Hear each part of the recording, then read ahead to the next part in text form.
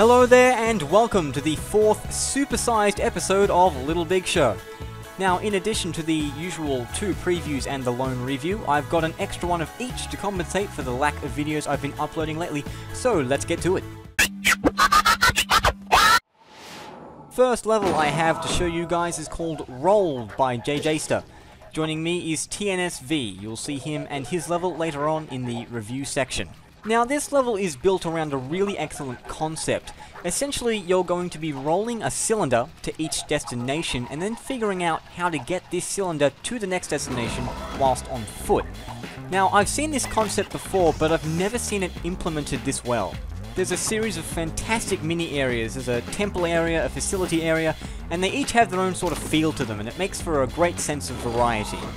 And in these areas, there's a wide array of platforming challenges, and they're all different and great to play through. They're some of the craziest segments I've yet seen. The visuals are also fantastic, and all the areas link together via rolling the cylinder to each of them to provide for a really good flow. There are also a few 2-player segments, and they're a lot longer than the ones that you might find in the story levels, and they're really very enjoyable, so if you've got a buddy, make sure to bring them along.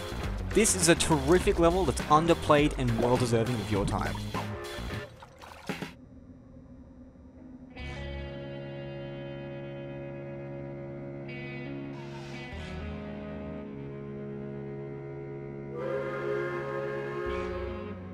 Next up is Grand Canyon Railroad by pinkzep. Now, the goal of this level is to collect blocks of gold. Now, there are 25 pieces to find, and you're given a ranking at the end depending on how many pieces you've found. Now, this makes for a very large level and a very long level due to all the gold that you can find. There's some really good platforming to be found here, and they're really innovative sections that all link together. They sort of build on one another. And they're all really imaginative sections that boast excitement and enjoyment. I don't know how the author's done it, but they've somehow made gold mining fun. And as a player, you're really immersed in the environment, and you're given a really good sense of progress as new sections of the mine are unlocked to explore. Pathfinding can be a bit confusing due to the sheer size of this mine, but if you can't find any more gold in the area, you can simply follow a few red arrows to find your way to the next section. If you've got a spare half hour, give this level a shot. It's really fun and really rewarding. My last preview for you guys this episode is Discworld, Thieves of Ankh Morpork by TheAdipose. This level has been developed into so much from so little. It's such a small town, but there's so much to explore. And the author has come up with this really clever way to explore the insides of buildings, which you'll find out when you play the level itself. Now, there's a really fascinating story with really funny dialogue, and it stays true to the books it's based off with regards to its comic form especially. It's really a living, breathing town in this respect. There's a really nice form of progression that's done through quests, and this keeps the plot alive and immerses the player in the environment, also adding to the livelihood of the town that you're in. I've also noticed that day turns to night as you play, which is really cool. Side quests are also available for completionists, and that adds to the playtime and the replay value of the level.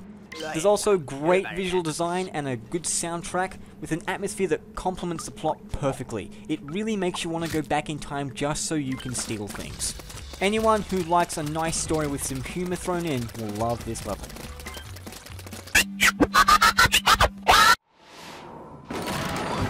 Alright, time for the reviews. First level to be deconstructed is Facility Infiltration by TNSv, who is joining me in the playthrough. As you may have guessed, the goal of this level is to infiltrate a facility. It's a bit short, but it's very fun while it lasts. The platforming sections are really out there, and some of the puzzles take a little thinking before you actually do them. The pace is a bit relaxed for an infiltration level, but it really doesn't detract from the fun much at all. It sort of feels really good to get past a segment that you've been stuck on for quite a while. The segment design sort of reminds me of the sequence of challenges found towards the end of Harry Potter and the Philosopher's Stone. It's really reminiscent of that, and I find that really cool. The visual design is fantastic. With all the death traps that you'll find, you'll certainly get the sense that someone really doesn't want you in this building. The atmosphere could be a bit darker to make it seem a bit more sneaky, but the innards of the facility itself are reminiscent of what the back of many a building would look like. And there's also some really nice audio touches, like the creaking elevator. That was a really nice little thing that I found. The level is relatively short in physical length, but the time that each segment requires adds up and it makes for a very enjoyable level. The individual segments themselves are terrific and challenging, but the level overall leaves me wanting more. I want a sequel and I want it soon. This is one facility I highly recommend infiltrating, and it's especially enjoyable with a few sneaky buddies to give it that cool covert ops feel. I give this level 4 out of 5 stars. And last but not least, we have Scorching Scamper by RoboHamster9000. Now, this level's title is actually a little bit ill-representative of the level itself. Essentially, you're in a jungle-esque environment and you have to make your way through a short series of challenges. There's no real premise or plot, just the challenges themselves. The majority of the segments are reminiscent of many a challenge that I've seen before, but this level expands on many of them, sort of giving them their own spin, if you will. The segments are relatively easy, they don't require too much thought, it's enjoyable, but it's a little bit too easy for my tastes. The visuals here are what will stand out for you. This is some of the best design you are going to find in a community level, hands down. The layout is especially impressive. It makes for a really exciting trip through the level. There's no pathfinding issues, even with this ridiculous haphazardous layout. You can find your way each and every time. And the vibrant and colourful materials and stickers that the author has used provide for a really pleasing environment that stays true to the level's fun nature. This level is enjoyable, but it's not really memorable. It's quite short too, only about 3 minutes of playtime are to be found. And whilst the level is fun while it lasts, it's not really that ambitious. If the author makes a sequel, it really needs more original segments and the level needs to be longer, but if you take that advice, I can assure you that the result will be a real blast to play. I give this level 3.5 out of 5 stars.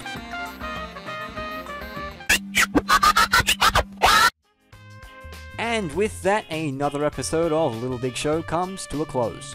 If you have a level that you'd like me to check out, click anywhere on this video to find out how you can inform me. Kudos for watching, and I'll catch you next time.